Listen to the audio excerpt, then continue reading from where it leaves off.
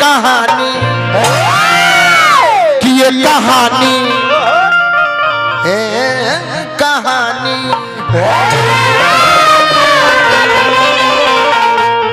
तो तनी ध्यान देकर सुनना ध्यान देकर सुनना कहानी तो नचनिया जने फाका होला ओने न तेहू तो देह में दे रगड़ हैं हो जा बढ़ जा हो जा बढ़ जा जाए तो बढ़ जब ओकरो मन लागी बढ़ जब कौन कहानी करे हुए हो बताइले जो जानतानी हुए हो बताइले जो जानतानी आनंद के ध्यान पानी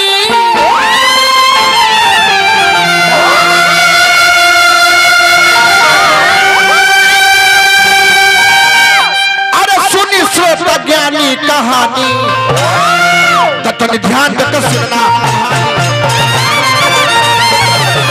ध्यान देकर सुनना कहानी स्वर्गीय राघव प्रसाद सिंह जी वहाँ का पोता बानी सत्यम बाबू 500 रुपए पुरस्कार भेजोले बानी सत्यम बाबू का स्वागत करने कौन कहानी आखिर हमने का श्राद्ध काहे कराई ले जा श्राद्ध काहे करे के चाहिए हमने कितने न जानते नहीं जाके श्राद्ध हो गए देह पर छुतिका खत्म हो गई लेकिन गरुड़ पुराण में बात बाकी ना जब तक रुआ गाया में जाकर पिंड दान ना करो तब तक रुआ देह पर छुतिका बढ़ ले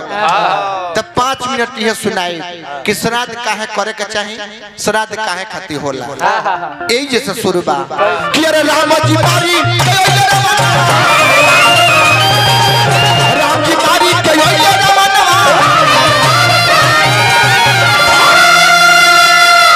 राजी मार कइले रवनवा अरे 14 हो परिसव पर अपन भवनवा 14 हो परिसव पर अपन भवनवा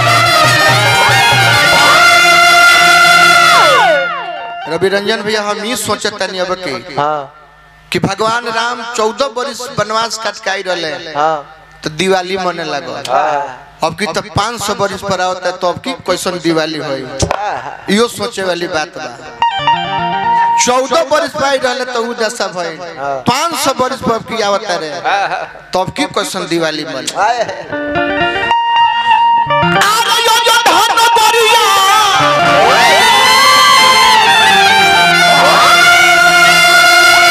अरे अपनी राजधानी कहानी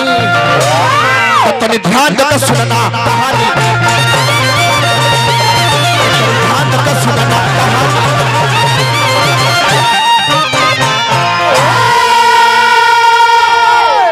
14 वर्ष के बाद भगवान राम रावण का संहार कर अयोध्या में आइल बनी अयोध्या के लोग खुश बा कि राम आ गइले हमन के राजा आ गइले सोभे खुश बा अगर केहू खुश नहीं खे तो स्वयं भगवान राम खुश नहीं खे अपना गुरु महाराज वशिष्ठ जी के गईनी कहनी कि बाबा हमरा ओइला से लोग खुश बा लेकिन हम खुश नहीं खे कह के हमरा मन में एगो दोसर बात बा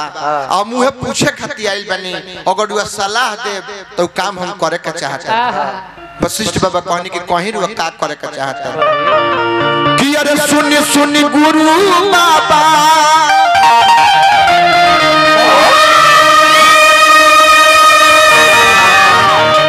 अरे हमारी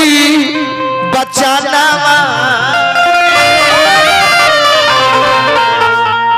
अरे मनवा में ये कहीं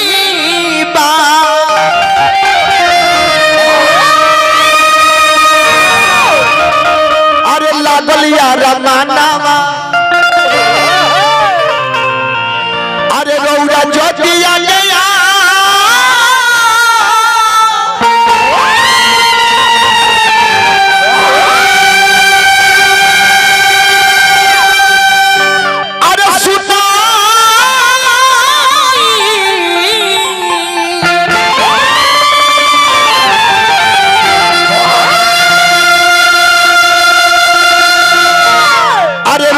जोगिया गया सुनाई ए गुरुजी हाँ अरे जोगिया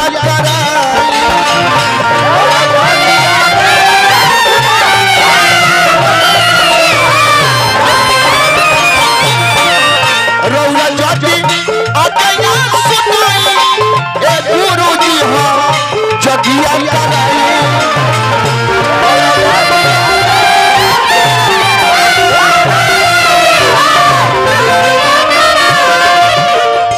भगवान कहने की गुरुजी हम चाहते हैं कि अपना बाबूजी का श्राद्ध हम अपना हाथे खाली कराए।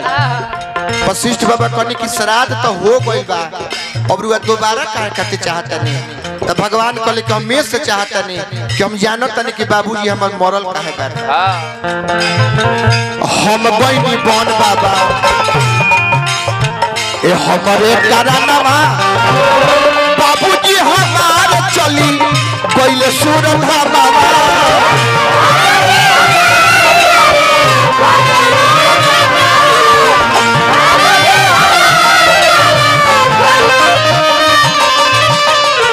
हम बनी बन बाबा हमरे करानवा ये बाबूजी हमार चली गइले सुरधा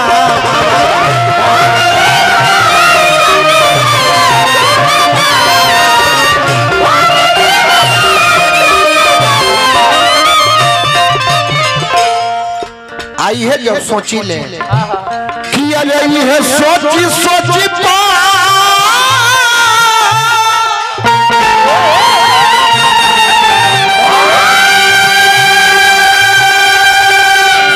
अरे पछताई ये सोची सोची पछताई सुनिए बाबा अरे जगिया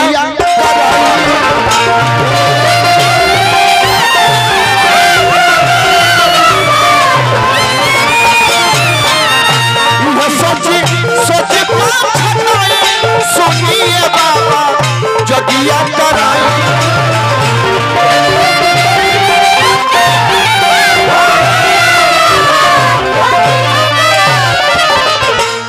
भगवान कहने की बाबूजी गुरुजी रुआ पूछनी हनु कम श्राद्ध काहे करे के चाहते नहीं हां तुम चार भाई हां आ चारों भाई में सबसे बड़ हम हां आ जब बाबूजी मुएले तो हम ही ना रहनी तई फर्ज हमार न बनता हई हम बड़ बेटा बाटे हमार फरज बाबूजी के हमारा पर ई है एगो करा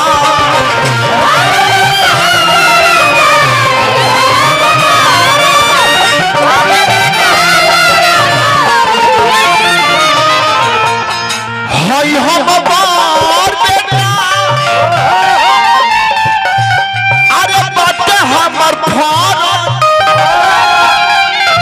बाबूजी के हमारा परई है एगो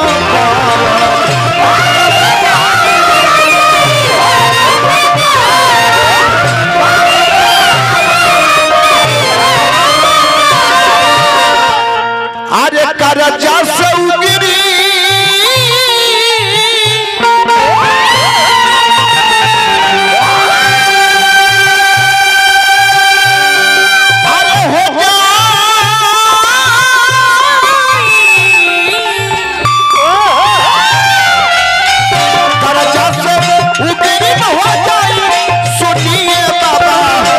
जगिया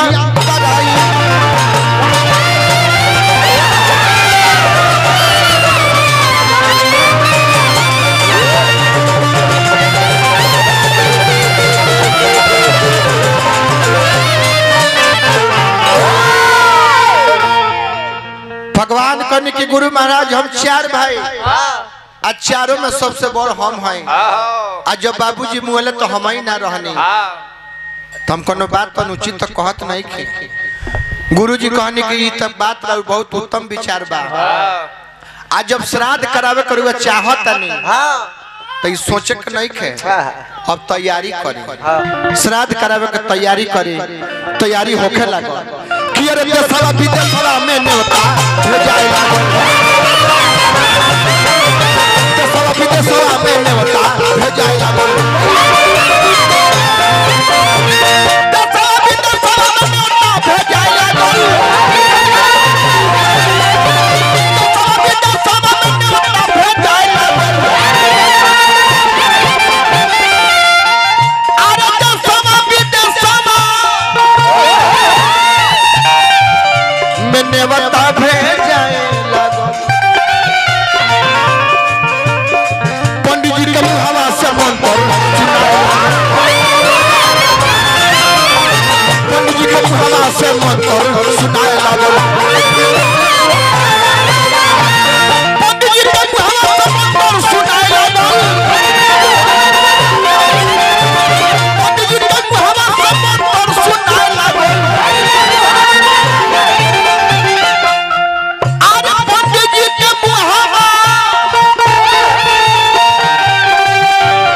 से मंत्र सुनाए लगो। आई सब लोग अब धीरे धीरे खाए लगो। आई सब लोग अब धीरे धीरे खाए लगो।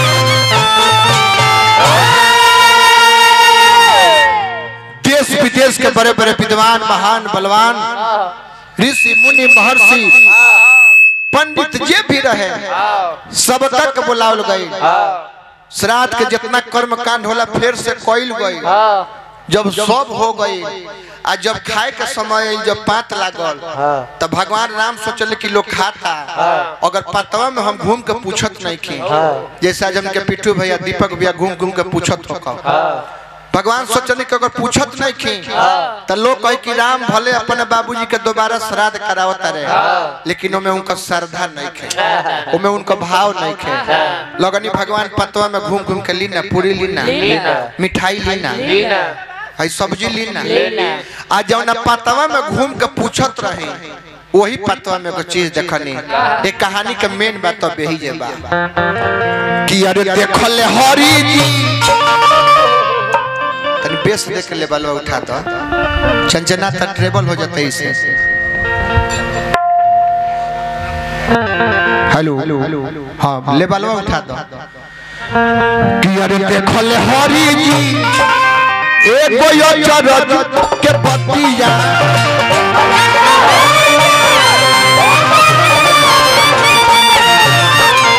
देखल हरि जी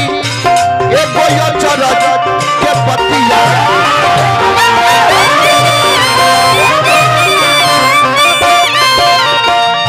वो चरज के बाद का रहा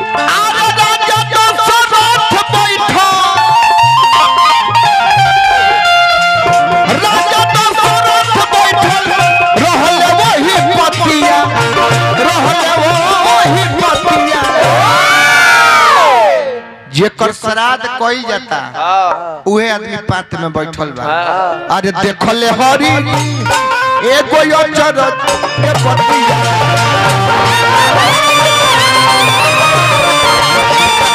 देखले हरि एगो चरज के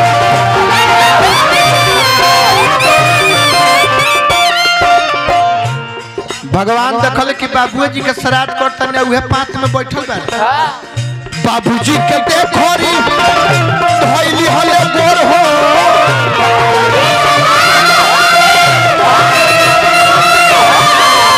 शर्मा गुलाब राम भइले भागी भोर हो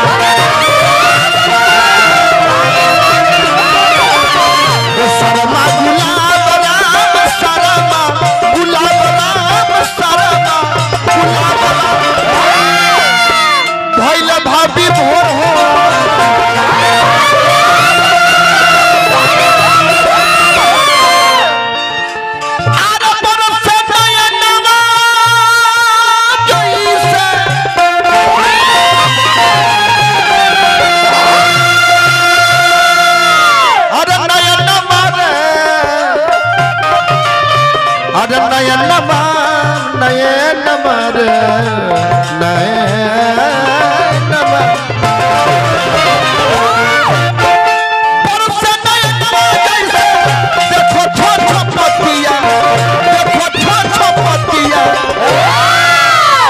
अरे देखले हरि एगो चरज के पतिया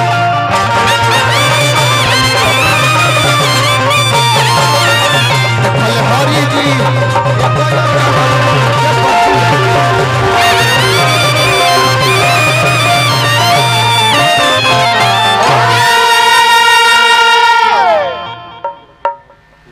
बढ़ा दो।